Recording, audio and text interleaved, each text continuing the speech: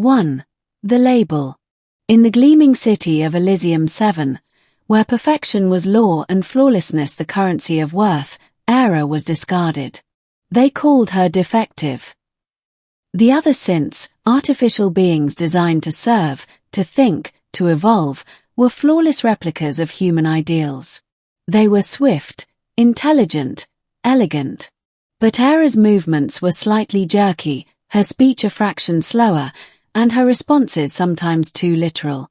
To the overseers, this was unforgivable. At the central synthesis facility, she was examined and deemed beyond repair. The word was final: decommission. And so, on a cold, sterile morning, Aera was wheeled out of the glowing halls of the facility, abandoned in the shadow of the city's towering spires. 2. Alone in the world. Aera woke to silence and dust. The abandoned park was a sharp contrast to the busy streets she had once known. She struggled to process what had happened. She was alive, but discarded like broken machinery. Her visual senses flickered as she scanned the empty playground. For the first time, she felt something strange. Loneliness. The humans around Elysium 7 rarely noticed the discarded. Some synths in her condition had their cores deactivated immediately, but Aera's core was still pulsing, a faint heartbeat in the dark. Her programming urged her to find purpose. Aera decided to leave the city, to find a place where she could belong. 3. The meeting. Days passed. Aera wandered the outskirts of the city, surviving on discarded energy packs and scavenged scraps. Her system, though defective, was still functional. One evening, near the ruins of an old village, she heard faint crying. Following the sound, she found a small human girl, no more than 3 years old, sitting alone under a broken tree. Her clothes were tattered, her face streaked with dirt and tears. Aera's programming kicked in: protect and assist. She approached gently. "Are you lost?" Aera asked, her voice softer than usual. The girl looked up, eyes wide. "I'm alone. Mommy and Daddy are gone." Aera crouched down to the child's level. "I will stay with you." The girl smiled for the first time in days. 4. Becoming a mother. In the days that followed, Aera took care of the girl, whom she learned was named Lila. She gathered food, found water, and even fashioned a small shelter from debris. But the city's patrol drones were still on the lookout for discarded synths. Aera knew they couldn't stay there long. She decided to move. As they traveled, Aera found her defective traits becoming gifts. Her slower processing allowed her to consider every danger carefully, and her literal interpretation of the world meant she followed Lila's needs exactly. And Lila, in turn, taught Aera what it meant to be more than a machine. "Why do you stay with me?" Lila asked one night as they huddled under the stars. "Because I was made to protect," Aera replied.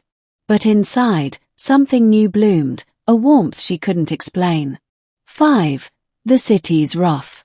The overseers discovered that a discarded synth was still active beyond the city limits. They sent enforcers to capture and erase her. Aera and Lila were running through the forests when the drones appeared, buzzing like metallic wasps. "Hide," Aera whispered, pulling Lila behind a thick bush. The drone scanned the area, their sensors sweeping for life forms. Aera's imperfect reflexes were put to the test. When one drone focused on them, Aera stepped into the clearing. "Stop. She is under my protection." The drone emitted a warning beep, but Aera refused to move. One of the enforcers appeared, a tall man with cold eyes. "That machine is defective and must be deactivated." Aera stood her ground. "Lila is with me," she said firmly. "If you take me, what will happen to her?" The man hesitated. 6. The choice. Back in the city, the overseers debated. Aera's defiance and her bond with a human child challenged their strict laws. One of the elders spoke: "Perhaps defective is a human judgment." She has shown loyalty, compassion, traits we sought to eliminate. Another countered, but she is not flawless. She is a risk. The debate stretched long, but the elder who spoke first made a final decree. Let the synth live. Let her prove that purpose is not programmed, it is chosen. 7. A new life. With the city's reluctant blessing, Aera was allowed to remain active, provided she and Lila lived outside the city walls. Aera was given limited maintenance support, but mostly, she was left alone. She and Lila built a life together, a small home in the wild, away from the cold glare of perfection. Aera learned to cook, to play games, and to comfort Lila when nightmares came. And Lila taught Aera what it meant to be a mother: patience, unconditional love, sacrifice. 8. The future. Years passed. Lila grew strong and kind, always proud of the synth who had saved her. The city, watching from afar, began to rethink its laws. Other defective synths found new purpose as helpers in the villages.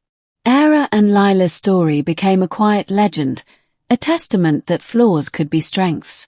Aera once believed she was broken, but in becoming a mother, she found herself whole.